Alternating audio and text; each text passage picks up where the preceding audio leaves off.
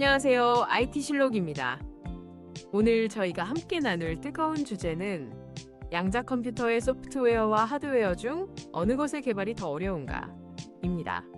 미래 컴퓨팅의 핵심으로 떠오르는 양자 컴퓨터, 그 기술적 난제를 각 분야 전문가분들과 함께 깊이 파헤쳐 보겠습니다. 먼저 컴퓨터 공학 분야의 김현식 교수님, 양자 컴퓨터 소프트웨어 개발의 어려움에 대해 말씀해 주시죠. 네, 반갑습니다. 양자 컴퓨터 소프트웨어 개발은 기존 컴퓨터 프로그래밍과는 차원이 다른 도전입니다. 고전 컴퓨터는 0 또는 1의 비트를 사용하지만 양자 컴퓨터는 0과 1의 상태를 동시에 가질 수 있는 큐비트를 사용합니다. 이 큐비트의 중첩과 얽힘이라는 양자 역학적 현상을 활용하여 연산 능력을 기하급수적으로 높이는 것이 목표인데요. 문제는 이러한 양자 현상을 정확히 이해하고 이를 활용하는 알고리즘을 설계하는 것 자체가 매우 어렵다는 점입니다. 예를 들어 쇼어 알고리즘이나 그로버 알고리즘 같은 유명한 양자 알고리즘이 있지만 이는 특정 문제에 국한되어 있고 범용적인 양자 알고리즘 개발은 아직 초기 단계에 머물러 있습니다. 더불어 양자 시스템은 외부 환경 노이즈에 매우 민감하여 오류가 발생하기 쉽습니다. 따라서 강력한 양자 오류 수정 코드를 개발하고 적용하는 것이 필수적인데 이 역시 소프트웨어 개발의 큰 난제 중 하나입니다. 현재로서는 하드웨어의 물리적인 제약, 예를 들어 큐비트 수의 한계나 결맞음 시간의 부족 등으로 인해 소프트웨어 개발자들이 아이디어를 구현하고 테스트하는 데 상당한 어려움을 겪고 있습니다. 어떻게 보면 소프트웨어 개발은 아직 제대로 된 운동장이 갖춰지지 않은 상태에서 경기를 준비하는 것과 같다고 할 수 있습니다. 네, 김 교수님 말씀 감사합니다. 소프트웨어 개발이 근본적으로 다른 패러다임을 요구하고 하드웨어 제약이라는 현실적인 어려움까지 겹쳐 있다는 말씀이시군요. 이번에는 전자공학 분야의 육준혁 박사님, 하드웨어 개발의 어려움은 어떤가요? 네, 육준혁입니다. 김 교수님께서 말씀하신 하드웨어 제약, 바로 그 점이 저희 하드웨어 개발자들이 밤낮으로 씨름하는 문제입니다. 양자 컴퓨터 하드웨어 개발은 그야말로 극한의 기술을 요구합니다. 우선 큐비트의 양자 상태를 안정적으로 유지하기 위해 극저온 환경, 거의 절대 영도에 가까운 온도를 만들어야 합니다. 이 극저온 시스템을 구축하고 유지하는 것 자체가 엄청난 기술적, 비용적 부담입니다. 또한 큐비트 자체를 만드는 기술도 아직 완성 단계가 아닙니다. 현재 초전도 회로, 이온 트랩, 광자 등 다양한 방식이 연구되고 있지만 각각 장단점과 극복해야 할 기술적 허들이 명확합니다. 예를 들어 초전도 큐비트는 집적화에 유리하지만 극저온 환경이 필수적이고 결맞음 시간이 짧다는 단점이 있고, 이온 트랩 방식은 큐비트 안정성은 높지만 연산 속도가 느리고 대규모화가 어렵다는 문제가 있습니다. 어떤 방식을 택하든 큐비트의 수를 늘리고 큐비트 간의 상호작용을 정밀하게 제어하며 오류율을 획기적으로 낮추는 것은 현재 기술 수준으로는 매우 어려운 과제입니다. 마치 모래알 위에 정교한 성을 쌓는 것과 같은 어려움이라고 할까요? 미세한 외부 진동이나 전자기파 노이즈에도 큐비트의 양자 상태가 쉽게 깨져버리기 때문에 이를 완벽하게 차폐하고 제어하는 기술, 그리고 결함 없는 큐비트를 대량으로 생산하는 제조 공정의 복잡성 또한 상상을 초월합니다. 그래서 저는 현 단계에서는 하드웨어 개발의 어려움이 더 크다고 생각합니다. 네, 육 박사님. 하드웨어 개발 역시 극한의 환경 제어와 정밀한 기술, 그리고 아직 해결되지 않은 근본적인 난제들이 많다는 말씀이시군요. 정말 양쪽 다 만만치 않은 도전인 것 같습니다. 이번에는 데이터 과학자이신 박선영 박사님의 의견을 들어보겠습니다. 데이터 과학 관점에서는 이 문제를 어떻게 보시나요?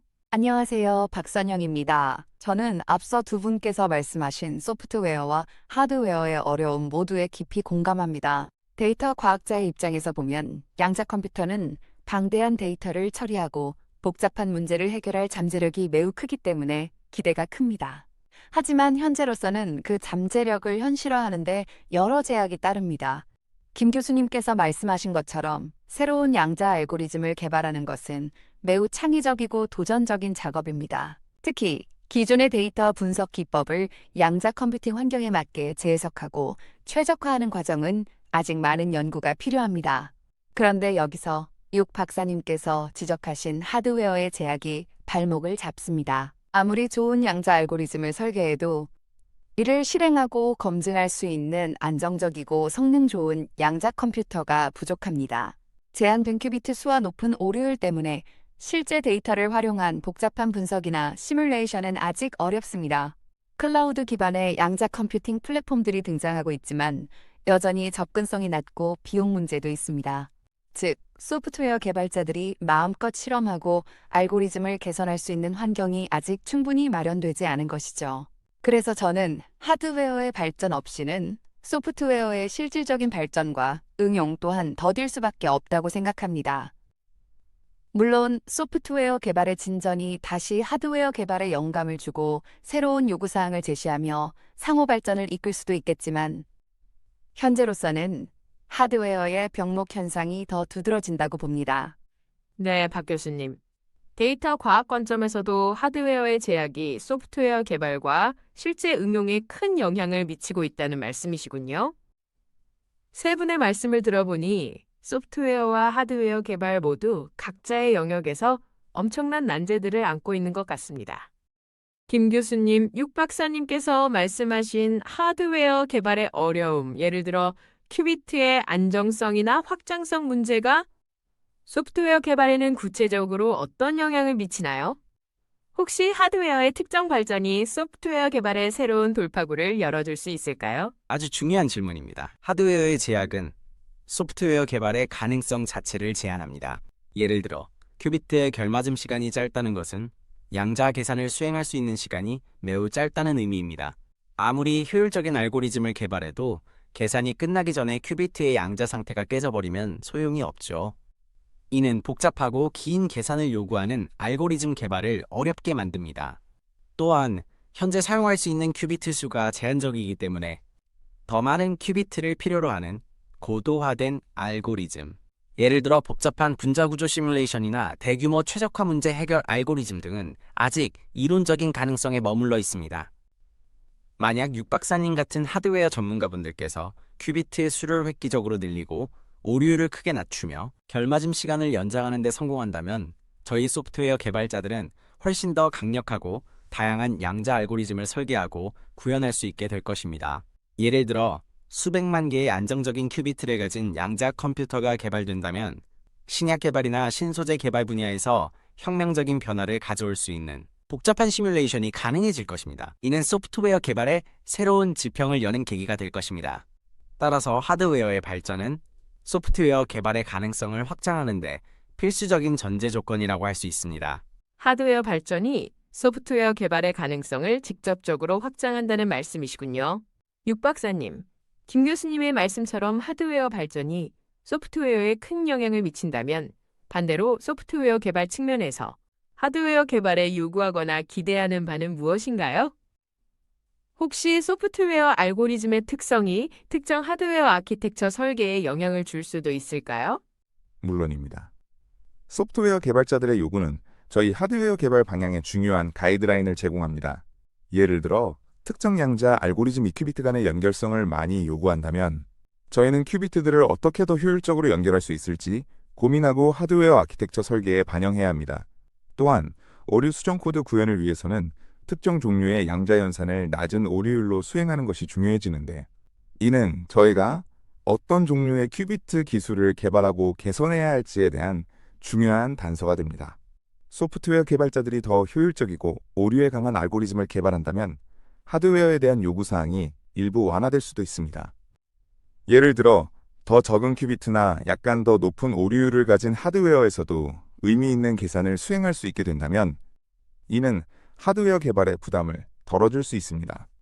하지만 근본적으로는 소프트웨어 개발자들이 더 자유롭게 상상력을 펼치고 혁신적인 알고리즘을 만들 수 있도록 저희 하드웨어 개발자들이 더 많은 수의 고품질 큐비트를 제공해야 한다는 압박감을 항상 느끼고 있습니다. 김 교수님께서 말씀하신 것처럼 아직 소프트웨어 개발자들이 마음껏 뛰어놀 수 있는 운동장을 만들어드리지 못한 것 같아 책임감을 느낍니다. 네, 소프트웨어의 요구가 하드웨어 설계에 영향을 미치고 반대로 하드웨어의 발전이 소프트웨어의 가능성을 여는 상호 보완적인 관계군요. 박선영 박사님, 이러한 소프트웨어와 하드웨어의 긴밀한 관계 속에서 데이터 과학 분야에서는 어떤 협력 모델을 기대하시나요?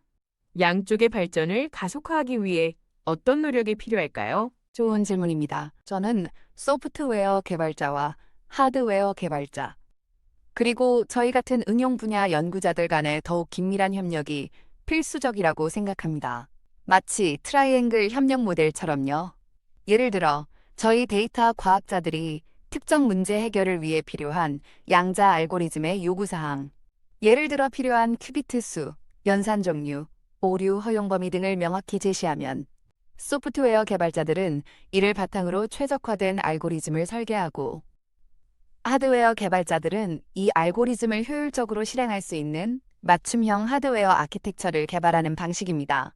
또한 개발 초기 단계부터 하드웨어의 제약을 고려하여 소프트웨어 알고리즘을 설계하는 하드웨어 인지, 소프트웨어 개발 방식도 중요합니다. 반대로 새로운 하드웨어 플랫폼이 개발되면 그 특성을 최대한 활용할 수 있는 새로운 소프트웨어 알고리즘과 데이터 분석 기법을 개발하는 노력도 필요합니다.